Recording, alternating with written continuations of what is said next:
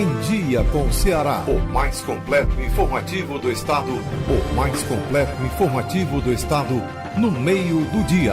No meio do dia. Apresentação: Rogério Gomes e Cláudio Teran. O presidente Luiz Inácio Lula da Silva encerra mais uma viagem internacional que fez a Cuba e aos Estados Unidos, onde fez um discurso de abertura da Assembleia Geral da ONU e também teve vários encontros bilaterais com chefes de Estado de outros países, incluindo aí o presidente da Ucrânia e também o presidente dos Estados Unidos, Joe Biden. Discurso de Lula na abertura da Assembleia da ONU destacou principalmente a questão da desigualdade entre os países ricos e os países em desenvolvimento. Foi um discurso histórico, né, Teran?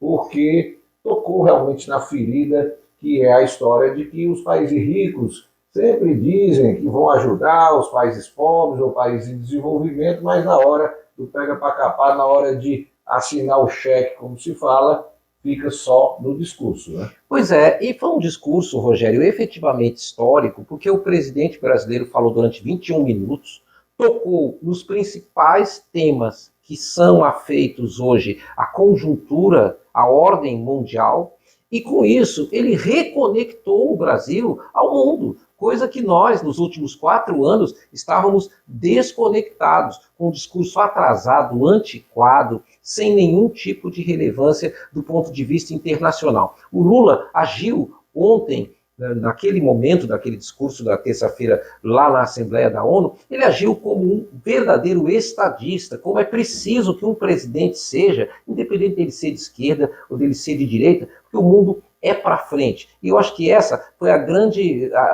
mensagem do pronunciamento. O mundo é para frente, não adianta tentar retroceder o mundo, como se tentou fazer nos últimos 4 anos. Foi inclusive por isso que aquela proposta completamente equivocada de poder perdeu as eleições. E um detalhe que eu considero muito importante nessa questão das relações internacionais: o Brasil, através dessa política diplomática desencadeada aí pelo governo Lula, parar de ser subserviente a país A ou a país B. O importante é a questão do desenvolvimento econômico do Brasil e também dos países em desenvolvimento. Daí a criação do BRICS, que está criando um novo bloco para competir aí com os interesses dos países europeus, com o interesse dos Estados Unidos, mas sem qualquer tipo de subserviência, né, Tereza? Claro, e o Lula representa, Rogério, pelo prestígio internacional inegável que ele tem, uma força para a voz dos emergentes. Os países emergentes hoje não aceitam mais a subserviência que sempre existiu dentro daquele Conselho de Segurança das Nações Unidas,